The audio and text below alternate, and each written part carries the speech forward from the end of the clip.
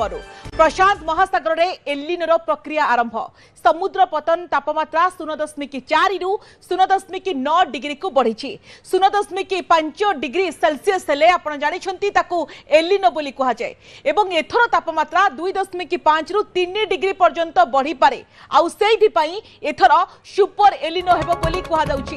प्रशांत महासागर उपरी भाग में तापमात्रा बढ़िले ताकू एलिनो कहा जाए। एलिनो प्रक्रिया अस्वाभाविक भाव में वर्तमान द्रुत गति में बढ़ुची। सुपर एलिनो को नहीं एबेठारु चिंता बढ़ुवा पड़े प्रशांत महासागर में एलिनो प्रक्रिया आरंभ हो जाइछि। समुद्र पृष्ठर तापमात्रा 0.4 रु 0.9 डिग्री को बढ़ी जाइथिबार जहां सूचना मिलुछि एवं जहां आम देश पई एक कहिपरिबा चिंताजनक तथ्य जहां सबुठारु शक्तिशाली हेबो बोली अनुमान करा जाउछि। सुपर एलिनो प्रभाव आसंता वर्ष अर्थात 2027 पर्यंत रहिबो आ ग्रीष्म ऋतुर अनुभव डिसेंबर जनवरी पर्यंत रहि पारे बोली पाणीपाग विज्ञानी कहिसंती। वर्तमान गरम गुळुगुळी भितरे चिंता